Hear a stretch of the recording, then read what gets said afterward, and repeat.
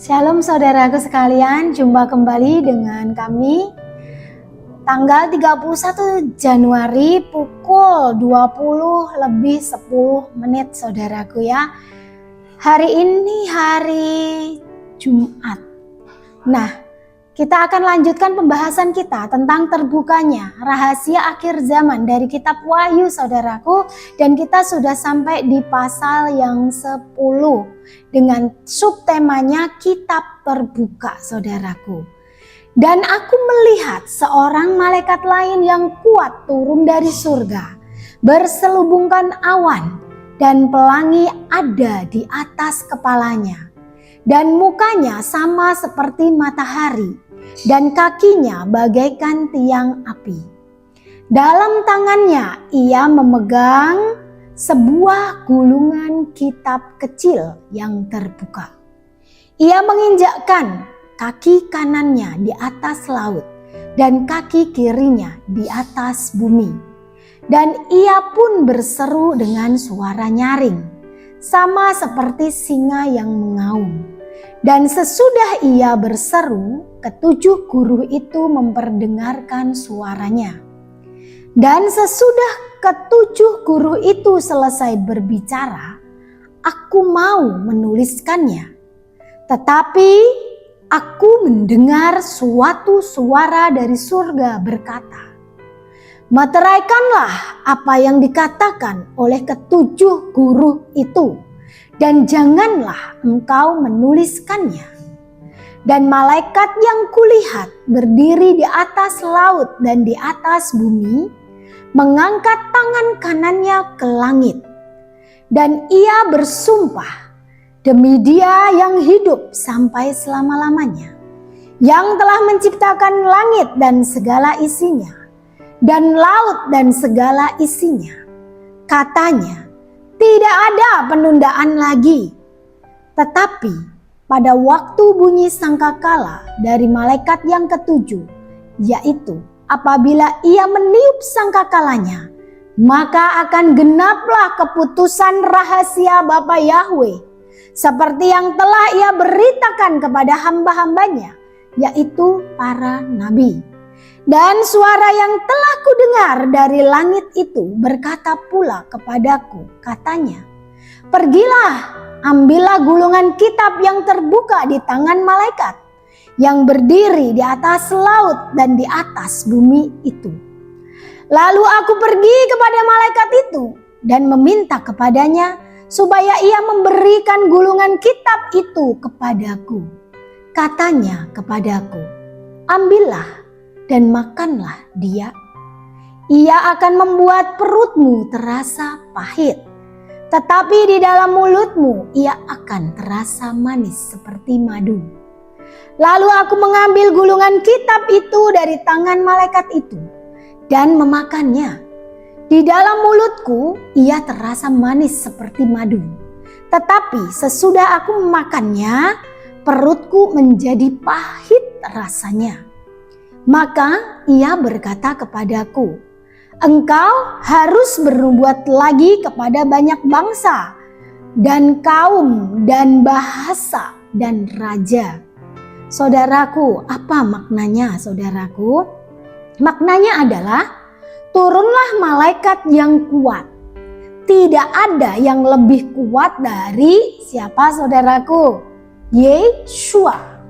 Jadi yang Yohanes lihat adalah Yesua. Yang Yohanes katakan malaikat, dia adalah Yesua saudaraku ya. Yesua turun berselubungkan awan dan pelangi di atas kepalanya. Mukanya seperti matahari, kakinya bagaikan tiang api. Begini penjelasannya saudaraku. Berselubungkan awan, artinya Yesua melingkupi kita dengan awan kuasanya. Pelangi di atas kepala, apa artinya? Bapa Yahweh mengingat janjinya untuk tidak melenyapkan manusia. Dengan cara yang sama seperti yang terjadi pada zaman Nuh. Maka itu simbol pelangi berada di belakang tahta Bapa Yahweh. Maka dikatakan di sini pelangi di atas kepala. Nah, mukanya seperti matahari, artinya mukanya ini, wajahnya ini memancarkan kasih dan terang dari Bapa Yahweh yang mampu menyinari seluruh dunia atau seluruh hidup kita maksudnya. Sedangkan kakinya bagaikan tiang api. Maknanya saudaraku, kekuatan Yesua untuk melindungi kita yang taat pada firman-Nya dan juga untuk menghukum bagi yang tidak taat sangat besar dan tak terkalahkan ya. Jadi kekuatan Yesua HaMasyiah itu sangat besar dan tidak terkalahkan. Memegang gulungan kitab kecil yang terbuka, apa maknanya? Memegang tanggung jawab untuk menjaga pesan dan menyerahkannya kepada yang dipilih untuk menuliskannya dengan bahasa manusia dan menjadikannya sebuah kitab ya saudaraku ya. Jadi pada saat Rasul Yohanes dipilih, maka dialah orang itu saudaraku ya. Nah, menginjakkan kaki kanan itu menunjukkan kemahakuasaan dari Bapa Yahweh di atas laut dan kaki kiri di atas bumi. Artinya apa? Kekuasaan Bapa Yahweh yang menguasai laut dan menguasai surga dan menguasai bumi ya saudaraku ya. Jadi saya ulangi lagi ya, menginjakkan kaki kanan di atas laut dan kaki kirinya di atas bumi. Maknanya menunjukkan kemahakuasaan Bapa Yahweh yang menguasai surga dan bumi saudaraku ya. Jadi siapa lagi yang punya kuasa di atas Bapa Yahweh? Enggak ada ya saudaraku. Yahweh dan Yesua adalah satu pribadi. Ia berseru dengan suara yang nyaring, sama seperti singa yang mengaum saudaraku. Sesudah ia berseru, ketujuh guru itu memperdengarkan suaranya. Malaikat yang kuat itu Yesua sendiri. Ketujuh guru itu adalah 7 kelompok pasukan Yesua. Ya, dalam artian 7 jemaat dan 7 malaikat ya. Ingatlah yang tertulis, tidak ada penundaan lagi. Nyamuk.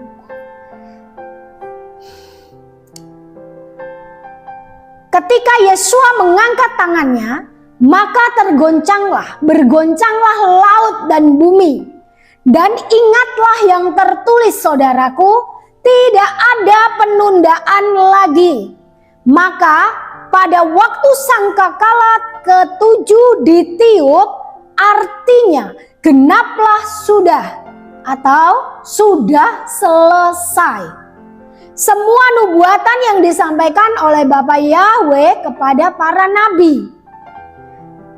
Jadi saudaraku, kalau yang kemarin saya juga sempat bercerita dan beberapa hamba Tuhan juga sudah membuatnya menjadi bahan khotbah. Memang dari para pendoa syafaat dan kita semua yang dekat sama Tuhan sudah mulai mendengar suara sangkakala itu.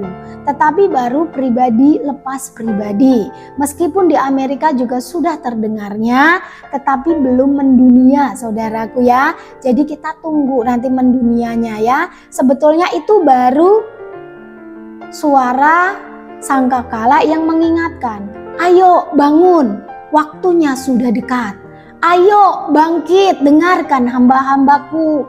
Bangkit kalian yang masih terlena, yang masih tertidur. Ayo bangkit, karena tidak ada penundaan lagi. Sudah selesai waktunya ya. Jadi Yesua menyerahkan gulungan kitab kecil di tangannya kepada Yohanes.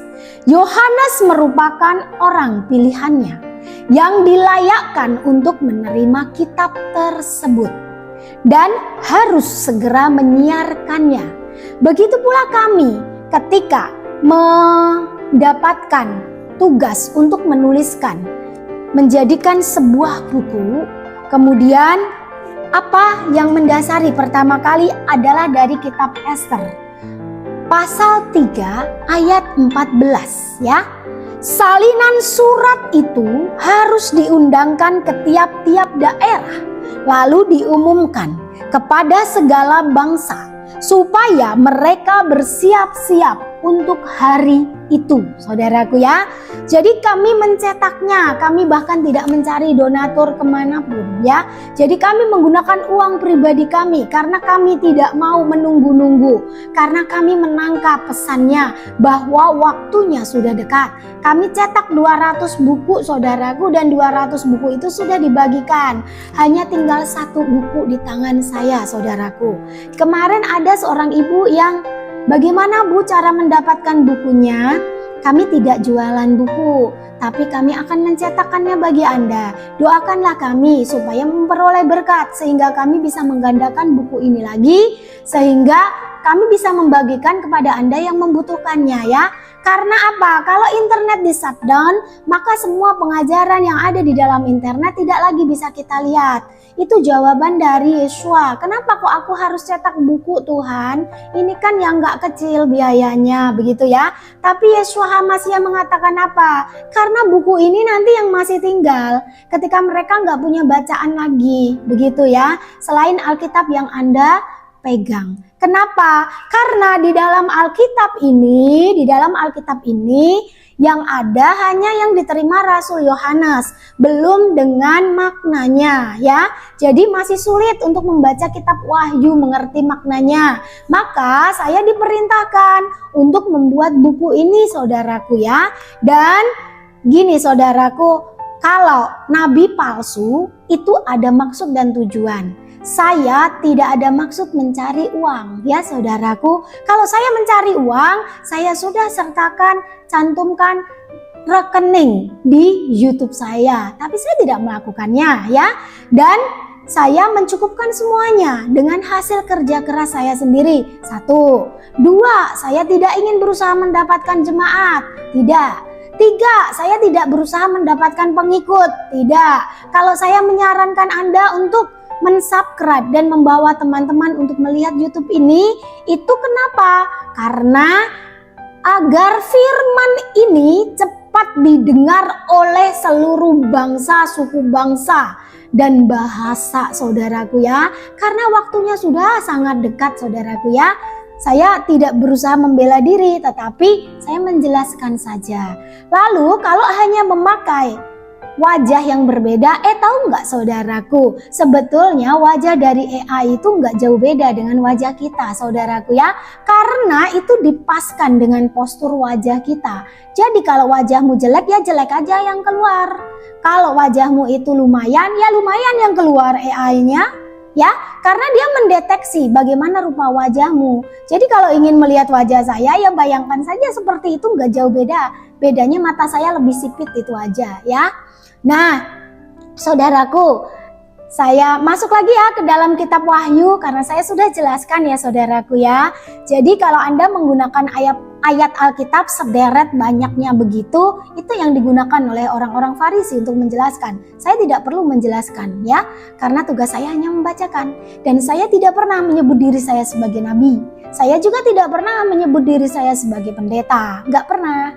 Jadi saya hanya menyebut diri saya ini petugas yang disuruh membacakan, dan saya ini petugas yang disuruh menuliskannya ya.